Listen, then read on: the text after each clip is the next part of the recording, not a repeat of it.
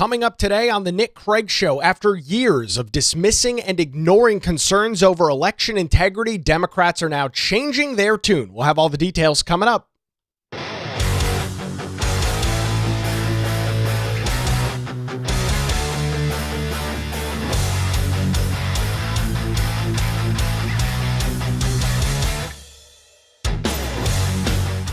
And a good Wednesday morning to you. Welcome into the Nick Craig Show, streaming live this morning on YouTube, Rumble, X, and Facebook. Don't forget that you can take the show with you 24/7 on demand by checking out the Nick Craig Show in your favorite podcast app. You can also listen to the program online by visiting the website nickcraig.com. Our show this morning, as always, is brought to you by Melissa Gott and the amazing team over at the Law Group here in Wilmington. You can visit them online, lawgroupnc.com, or give them a call, 910-251-6088. We'll hear more from them coming up a little bit later on in the program this morning. Election integrity has been something that has a large topic, a large discussion now for many years. You go back to even before the 2020 presidential election, there were serious discussions, serious concerns, serious conversations taking place over election integrity. The 2020 election comes around. Obviously, that has all been played out now, and the concerns remain.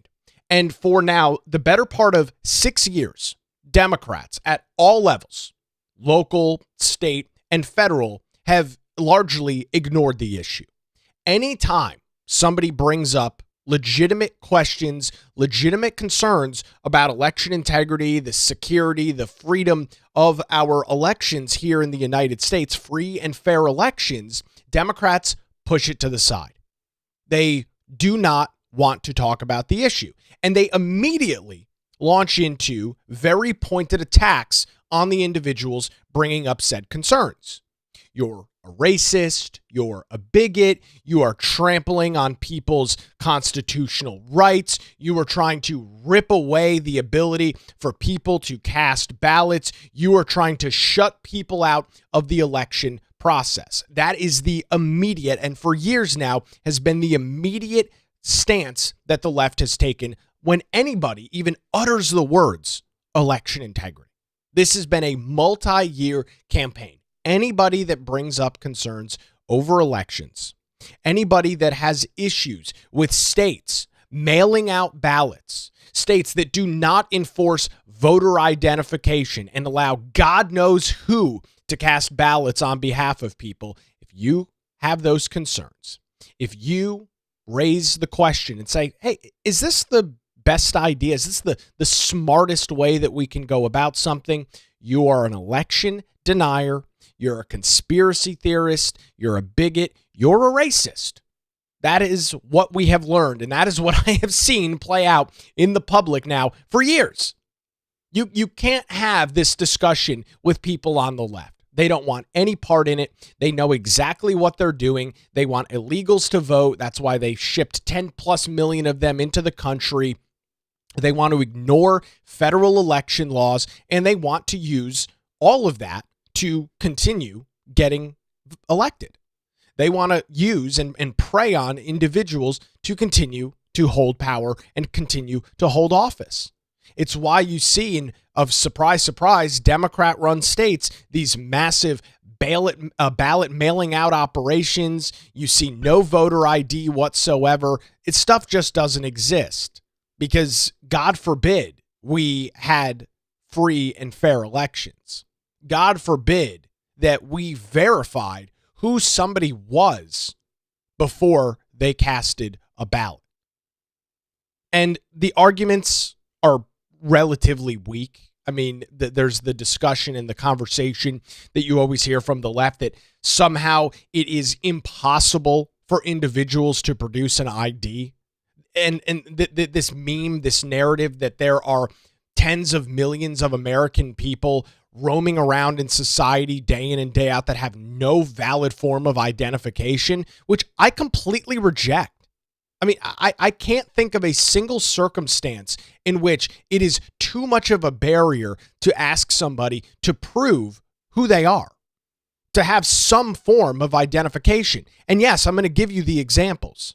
You can't have a bank account. You can't have a job. You can't collect government benefits. You can't have health insurance. You can't buy alcohol. You can't buy cigarettes. You can't drive a car. You can do almost nothing in society without a driver's license or a valid form of ID. And states like North Carolina, there are non-driver's license IDs for individuals. One of the discussions is, individuals that are elderly and do not drive anymore. Their driver's license lapses, it expires, they're not driving. That is already solved. There are non-driver's license state issued IDs that North Carolina has. And for those individuals, that is the option.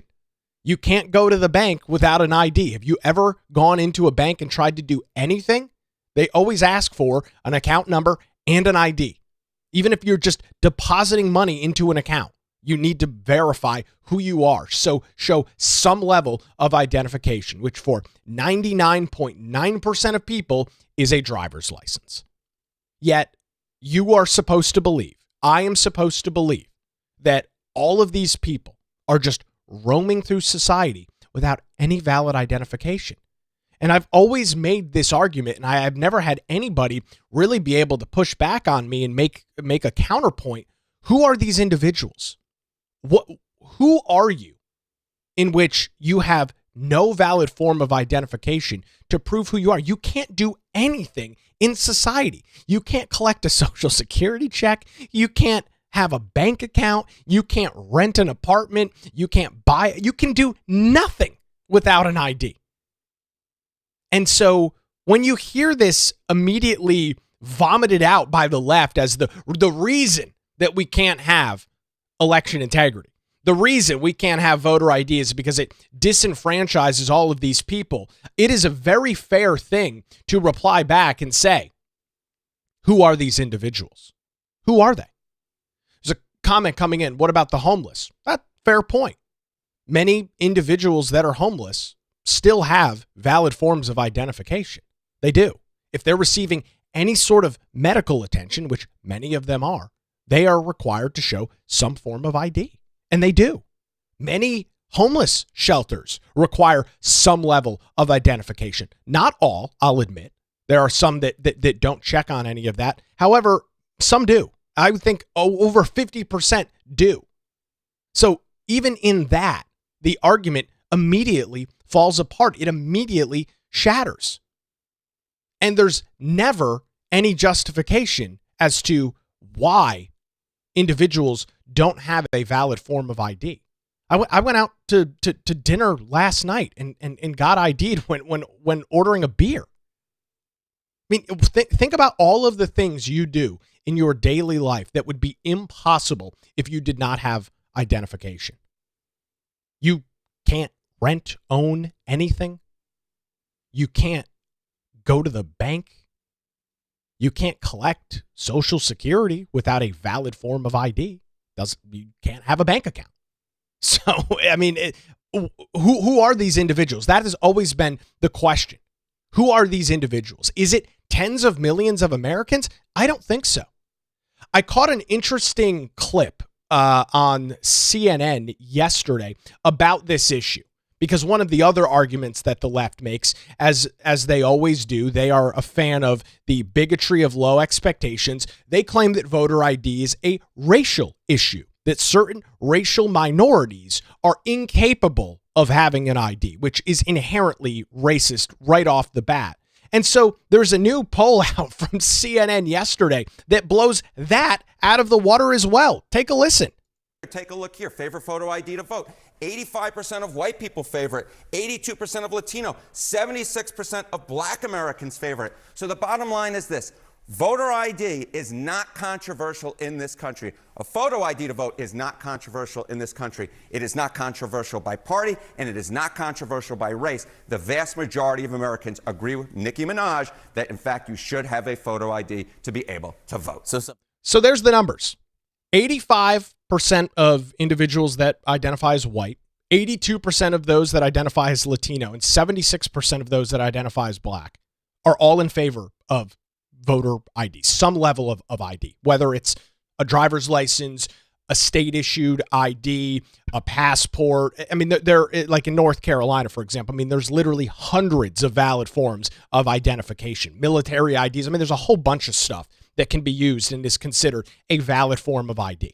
So across the three main racial groups, across both political parties, everybody is in unison. They all believe and all want, in this case, according to the CNN poll, they are in favor of photo ID to vote. So I'll ask the question once more. Who are these individuals? Who are these people? And what are they doing and how are they living and operating in our society? This entire argument over voter ID is propped up on nothing. The numbers and the data back it up. We just looked at this poll. You just heard CNN. This was on CNN yesterday saying, hey, here's some new polling from the Pew Research Center looking at this data. Here's the different breakdowns of three racial groups, white, Latino, and black. This is what their thoughts are. These are their percentages on voter ID, 85, 82, and 76%, all overwhelmingly in favor. None of these things are even close to 50-50 issues. And when you break it down amongst party lines, you see the exact same thing. The vast majority of people believe that it is appropriate to ask somebody to verify who they are when casting a ballot. So the data very clearly backs this up. That is not up for debate. We can have a discussion, we can have a debate on this, and I'm open to it. But you can't argue with this data from this vantage point. You can't say, oh, white Americans don't support that, or Latino Americans don't support that, or black Americans don't support that. That's not true. The evidence in the data is very clear, showing that all three of those groups very much, overwhelmingly, support voter ID. So that argument now needs to be pushed aside. There's no longer any discussion there at all. Back to the discussion at the beginning of the show. The narrative and the immediate attacks on anybody that brings up the discussion, brings up the phrasing, the terminology of election integrity, voter ID, the fact that you immediately bring this up and it is shot down instantaneously by the left with a litany of excuses and a litany of issues. It's too hard for people to get an ID, which is, of course, not true by any stretch of the imagination. It's going to shut people out from voting. All of these ridiculous excuses that obviously people aren't buying into from any racial background, any political background, any ethnic background. They're not buying into this narrative or this meme at all. So for years, Democrats have continued to make this point. If you bring up election integrity, you are a tinfoil hat conspiracy theorist. You are a radical right-winger that is living in some sort of conspiracy land that has no basis, no concern, no reason to have the issues that you do as it relates to voting. So when I saw this clip from Senator Mark Warner, who is a very prominent Democrat out of Virginia, I saw this clip yesterday. It made my eyes practically pop out of my head as it relates to election integrity. Here is the Democrat senator from Virginia. I remember back, a year ago at this time when people would often ask me when they were seeing the actions of the Trump administration, do you think we'll have free and fair elections in 26 or in 28? And my response at that point was, I think you're overreacting. I have deep concerns about the fairness of our elections in 26 and 28 right now. I have concerns about the elections in primaries in our country. I have concerns about the elections that may take place in Virginia. Now, hold on a second here. Hold on. Since 2020, if you had any issues with election integrity, if you had any concerns about the fairness of our elections, you were labeled and pushed aside. You became an outcast in society for asking a pretty fair question, which is, hey, why is it that we don't verify somebody's identification with a simple ID when they come to vote? They walk in and say, I'm John Smith, hey, can we just simply ask them to verify that with a driver's license, which is what 99% of people use, or a military ID or a federal government ID, some sort of identification? Can we do that? Ugh, how dare you try and infringe on people's rights to vote? How dare you ask for this overburdensome requirement for people to vote? Yet here is Mark Warner saying that he has deep concerns about the fairness of our elections. Boy, have things turned around pretty quickly. In terms of a redistricting referendum, these kind of actions that have taken place over the last year, as we've seen the systemic dismantling of the very protections that were put in place by, again, the first Trump administration. If it doesn't scare the heck out of you, it should. And then, if you go back to the report, the Bipartisan Intelligence Committee investigation report into the 2016 interference, unanimously agreed to by including the Secretary of State and all of the members of the committee. It said one of the strongest protections we had about interference in our election system was the fact of our decentralization, that we have these elections carried out as laid out in the Constitution by states and localities. The idea that now Donald Trump wants to nationalize these elections and have one political party take over that process, this provides a huge danger to our country going forward and the safety and security of these elections. Boy, I mean, I just can't believe it. I can't believe it. Years and years and years and years. How dare you question the security of our elections? How dare you bring up any of these concerns whatsoever? Are you insinuating that somebody in groups of individuals there might be nefarious or bad actors in our election system? How dare you make those assumptions? That's what I've been told now for the better part of 5 years. Yet, here's Mark Warner, again, prominent Democrat from the state of Virginia, quote, I have deep concerns about the fairness of our elections in 2026 and 2028. So is it fair to claim that the senator from Virginia is an election denier? That's what I've been told I am. I want individuals to verify who they are before they cast a ballot. I'm an election denier. I don't believe in elections. Is that now a fair phrasing and a fair way to describe the senator Democrat from Virginia and Mark Warner? I would argue, yes. Based on everything that I have learned and everything that I have been told and all of the articles that I've read and all of the publications that I've seen over the last 5 years about the election in 2020, yes, it would in fact be fair to now call Senator Mark Warner from Virginia an election denier. I'd even call him a conspiracy theorist if we're going to go that far. This is, once again, an issue that is completely self-inflicted by the left. They have gone so hard in the paint on this issue over election integrity and completely boxed out any legitimate discussion that has taken place with it. They have gone so far on the issue.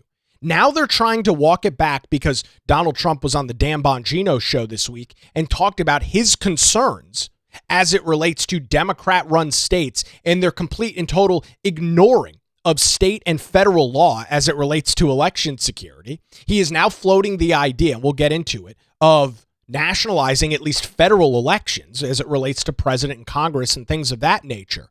And so now Democrats are put in this miserable position by themselves. They didn't want to hear any discussion about election integrity.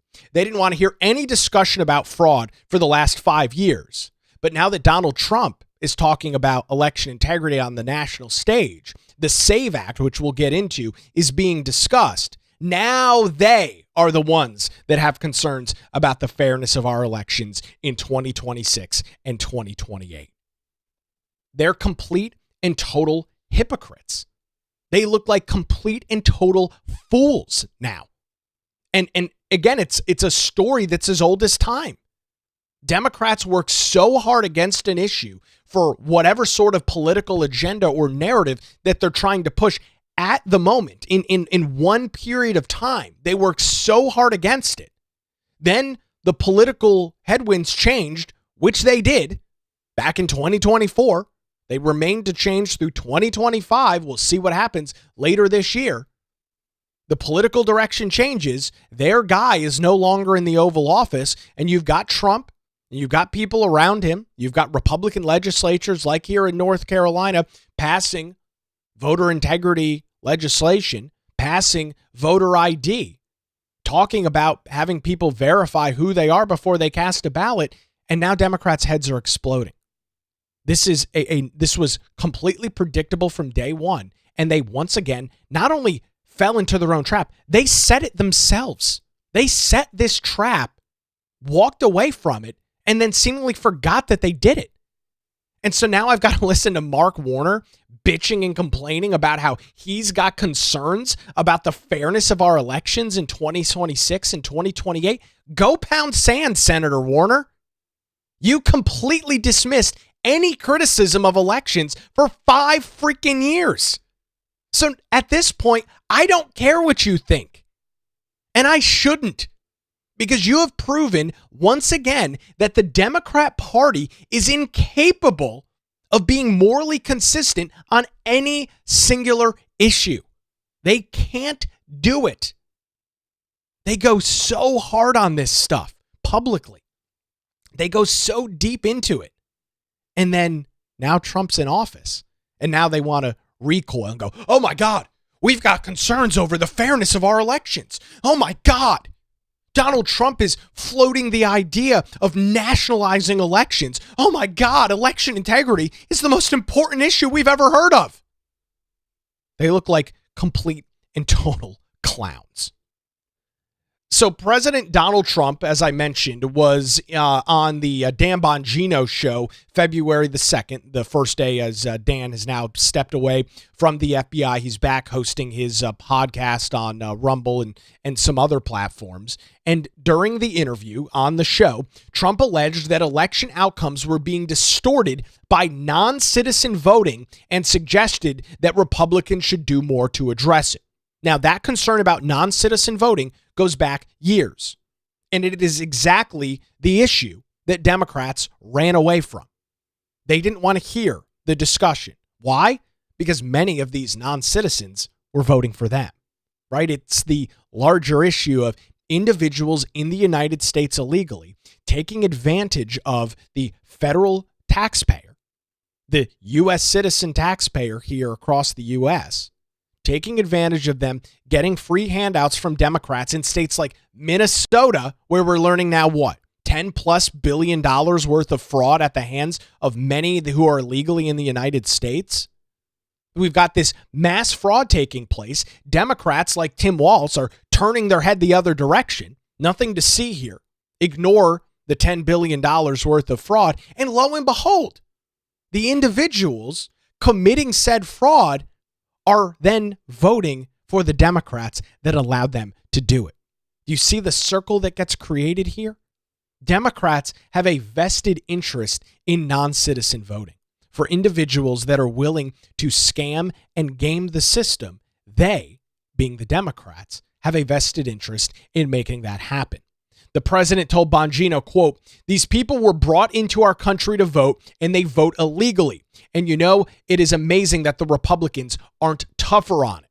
The Republicans should say, we want to take over. We should take over voting. The voting in at least as many as 15 places. The Republicans ought to nationalize the voting." Presumably, those 15 states or places would be areas like in states like California, where they have just blatantly ignored federal law, where they, for periods of time now, have completely ignored the possibility of any sort of fraud existing. And so while I'm not in favor of nationalizing elections, I'm not personally, and I don't necessarily think that the president is either. He may be. I don't know.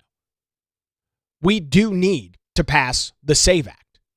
If you want to talk about cleaning up the problems that we have with our voting rolls in the United States, which we do, You have people that move around the country, are registered in 6, 7, 8 different states. They technically could cast ballots in those states. Many of them don't because most people are not committing fraud, but they could because the voter rolls are a disaster. Nothing is dealt with in a sufficient manner.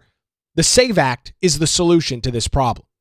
Under the current federal law, which has been on the books now for I don't even know how long, decades, Americans can register to vote by attesting under the penalty of perjury, which is, of course, a legal term, essentially lying, that they are U.S. citizens.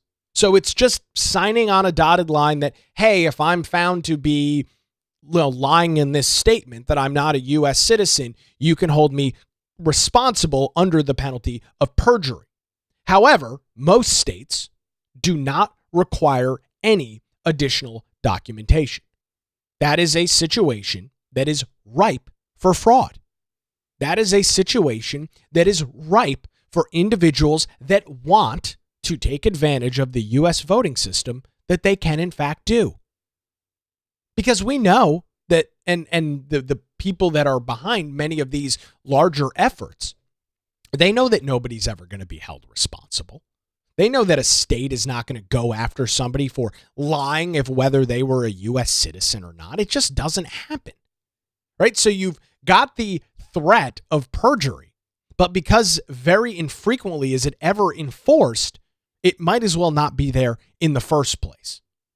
So under portions of the SAVE Act, which was discussed heavily last year, it is now coming back and being discussed this year, to register for federal elections, there's a key word there, federal elections, voters would have to present official proof of U.S. citizenship at the time that they register, such as a birth certificate, a U.S. passport, some sort of naturalization certificate if you have gone through the process of becoming a legal U.S. citizen. If you were not born a citizen in the United States, you go through the naturalization process, you get a certificate, you, in the eyes of the federal government, are now a legal U.S. citizen. That or a real ID, also in some states called an enhanced driver's license. Most of the time it's got a little star in the corner indicating that it is a real ID, which is now required to fly, to go through TSA. You need a real ID to get into federal government buildings. A lot of things require a real ID now. So those would be some of the options that could be used to verify and back up this information. And so what's the gripe here? What's the issue? I don't know why anybody would be in favor of people registering to vote that are not eligible. Now, I can understand why some Democrats are in favor of this because they believe that they can get free votes from people that shouldn't be on the voter rolls. But this solves a whole bunch of problems. There are clerical issues that exist. Here in North Carolina, if you go to the DMV and you're not a legal citizen, maybe you say you're here on a green card, which is legal, or a visa, which is legal. You go to get a driver's license or an ID. In many cases, you are asked to register to vote. It's literally baked right into the form with no checks, with no way to verify. Now, you have people that say, no, I'm not going to register to vote. I'm not a legal citizen. Others maybe don't know exactly what the process is. That's an issue. Or you have the information incorrectly inputted into the computer system.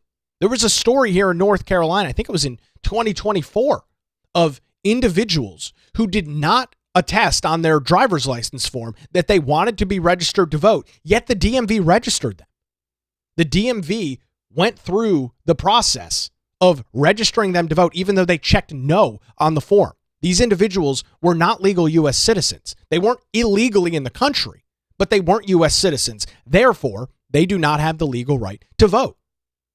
If there was some sort of proof of citizenship requirement, some sort of cross-checking with a federal database, whether it's Social Security or whoever can verify the information, there's plenty of federal databases that can back this up.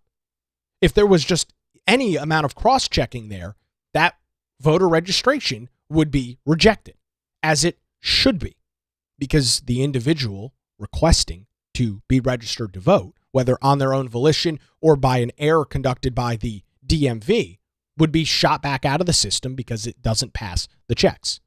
It would not allow that process to go through. That is, in large part, what the SAVE Act does. Yet, the unbelievable amount of outrage with it continues. I've got an article that was published recently by the Brennan Center for Justice with a headline, "The new SAVE Act bill would still block millions of Americans from voting." It's just not true. If you are an American citizen, the SAVE Act does not block you from voting. It does not restrict your ability to vote.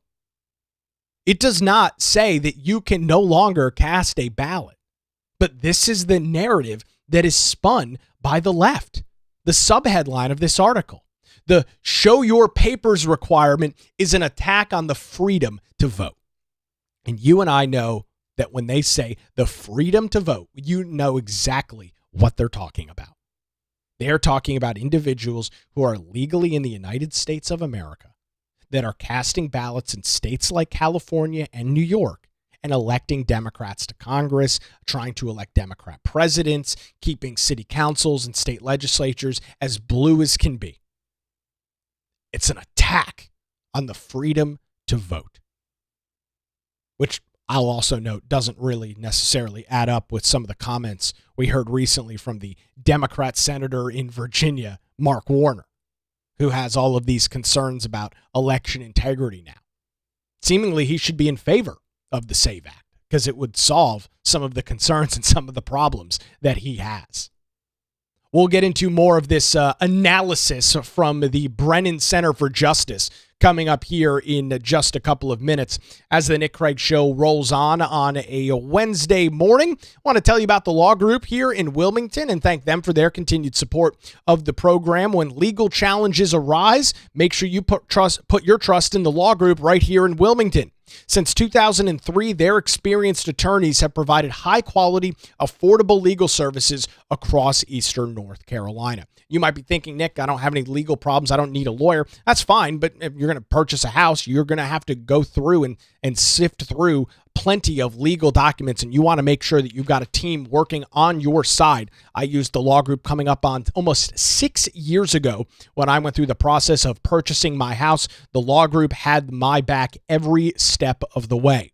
Their dedicated team ensured that any of my questions were answered as quickly as possible. Any issues that popped up, they were right there with me and made it happen. They're located in downtown Wilmington and just a phone call away at 910-251-6088. You can also visit them online at lawgroupnc.com. Give them a call, 910-251-6088, or their website, lawgroupnc.com. The Law Group, experience and dedication you can rely on. We appreciate Melissa Gott and her team's continued support of the Nick Craig Show.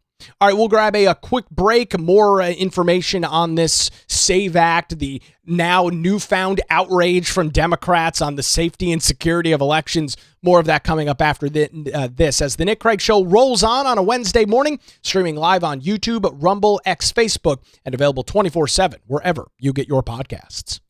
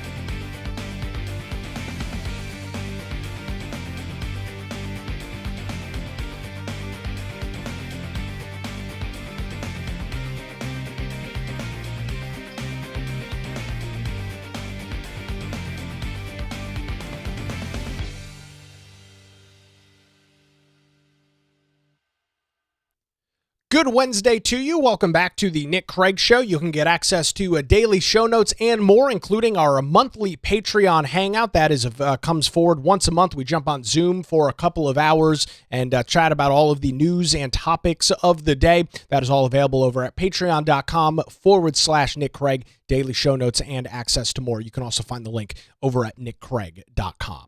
So we're talking about election integrity. We're talking about the SAVE Act, which is coming up again as in terms of a major conversation in Washington, D.C. There was an attempt to add it to the temporary government funding bill that passed the House and Senate and signed into law by the president this week. And so with that now coming back to the table and it being kind of towards the top of all of the discussion, we are once again seeing the outrage play out. I've got this article from the Brennan Center for Justice. And the headline is, as I mentioned, the new SAVE Act bill would still block millions of Americans from voting.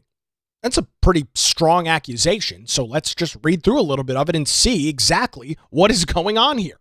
It reads, last week, Republican lawmakers in both the House and Senate launched a renewed push to pass the SAVE Act, introducing two new bills that advanced its show your papers requirement for voter registration. The first effort to pass the SAVE Act last year failed in the face of nationwide public opposition, which is really not accurate. We just looked at the public perception, the public opinion on voter ID and things of that nature. That's just not true. That's a complete lie. These new bills are yet another effort to undermine Americans' freedom to vote and make this unpopular policy the law of the land. And notice how they always go after this word freedom. The left doesn't use the word freedom at all. They are anti-freedom anything. They want you to get permission from the government to flush your toilet. But these individuals want to proclaim freedom. They want to proclaim your ability to be free as a people. Give me a break. In every form, the SAVE Act would require American citizens to show documents like a passport or birth certificate to register to vote. Our research shows that more than 21 million Americans lack ready access to those documents. Roughly half of Americans don't even have a passport. Millions lack access to a paper copy of their birth certificate, which, by the way, you can get and request from the government, nevertheless.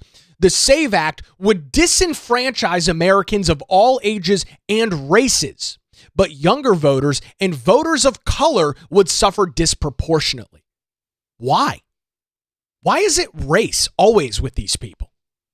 Why is race the first argument that the left goes to? Because of your skin color, you don't have access to your birth certificate?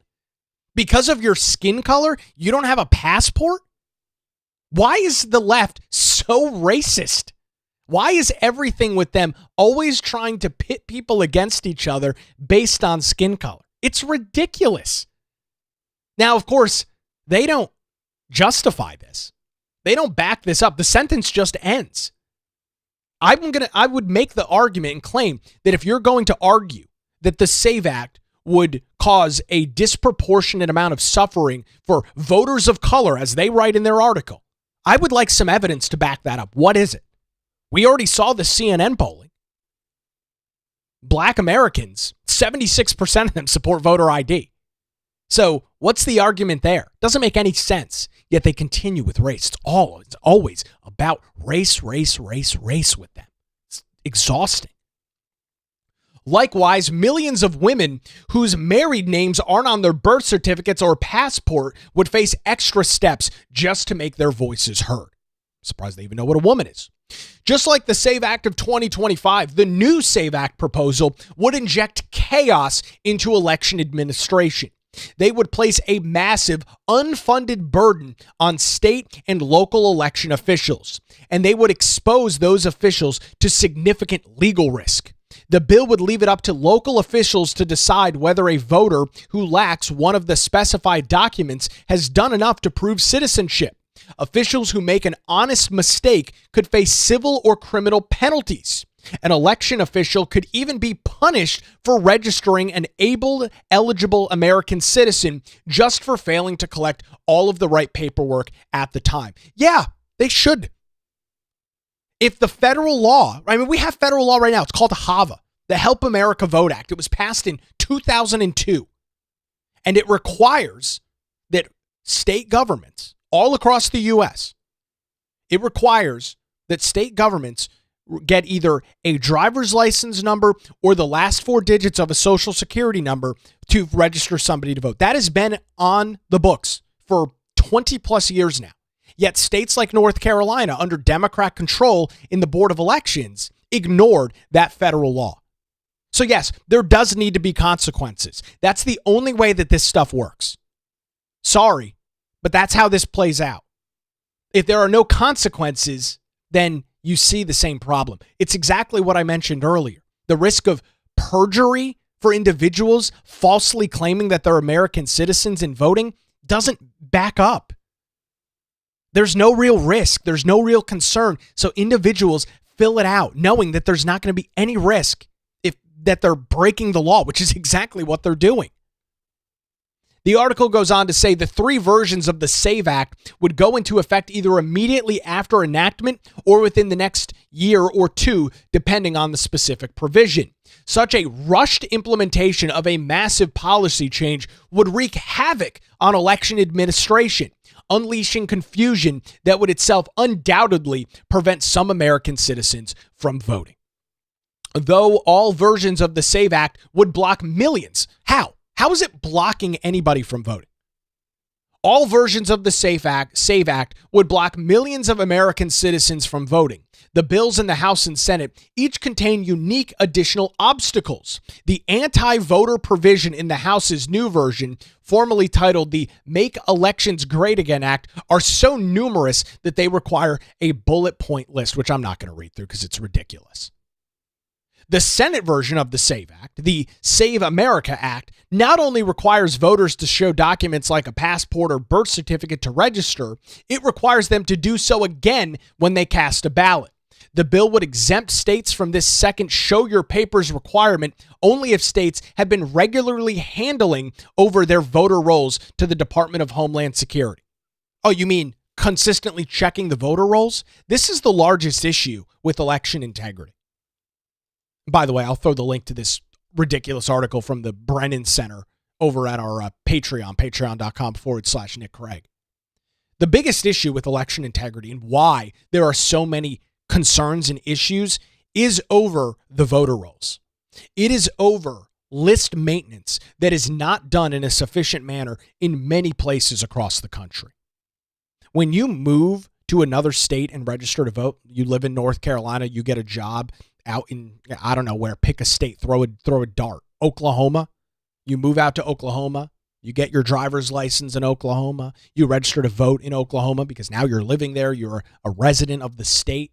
You should immediately be off the rolls in North Carolina, but you're not. You stay on the rolls for years, decades in some cases, even though you're supposed to fall off the list. But it doesn't happen because many times list maintenance, voter roll lists are not maintained. And the argument is it's too burdensome. That's not a good excuse. I'm sorry, we're talking about elections. This argument over things being too burdensome to administer is nonsense. This is all you do is government. It's constantly an excuse. It's too expensive. It's too costly. It's going to take too much time. It's too burdensome. Blah, blah, blah, blah, blah. Figure it out. We're not talking about some minutia detail. We're talking about election integrity. We're talking about the safety and security of people's vote. I don't care how much it costs or how much time it takes. Make it happen. And you're seeing the push right now. Lawmakers, the Republicans in Congress, need to get the SAVE Act into law. You want to talk about election integrity? You want to talk about making sweeping changes for American citizens? The way to do it is the SAVE Act. You want to cut out fraud in our voting systems? The SAVE Act is the way to do it. And we need to make sure that our congressmen and women and senators here across North Carolina know that that's the case and know that we are in favor of the SAVE Act. We have got to get this thing passed. It makes completely logical sense for anybody that it doesn't have their head so far buried up their ass that they can't see straight. Why are you against people verifying who they are to vote? What is the issue? What is the concern? That people who aren't supposed to can't? This same argument keeps going over and over. Here's more from this article over at the Brennan Center. The SAVE Act solves nothing. All available evidence, including from the Trump administration itself, indicates that only American citizens vote and that the expectations are vanishing rarely. States that have combed through their voter rolls looking for illegal cast votes, like Louisiana and Utah did recently, have repeatedly confirmed that fact. These bills are part of a broader federal agenda to sow distrust in our elections, undermine election administration, and discourage Americans from making their voices heard. The SAVE Act in any form would block millions of American citizens from voting. Congress should stand firm once again and reject the SAVE Act. There's an interesting thing I want to take out of this, because this argument over sowing distrust, which has been what the left has thrown at anybody who brings up election integrity concerns going back to 2020. What about Senator Mark Warner? He said publicly on Capitol Hill yesterday that he has concerns about the 2026 and 2028 elections. He himself is sowing distrust. But I guess that distrust is allowed. It's okay to sow distrust as long as it's against Republicans. It's okay to make these broad claims that you can't back up as long as it's against Republicans.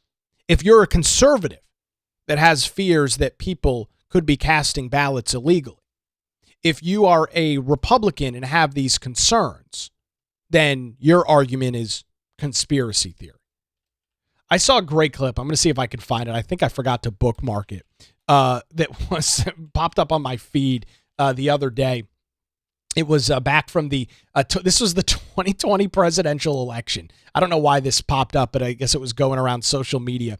This is in the middle of COVID-19 when, federal election law and state election law was just ignored because, of course, public health emergency and all of the justifications. So we'll mail out ballots to your house and, you can fill them all out. So this was in 2020. CNN was doing a live report in front of a ballot box, and literally in the video, and the camera cuts away quickly, there's a woman standing there with a stack of ballots. She must have 24 ballots in her hand, stuffing them into a ballot box here in 2020.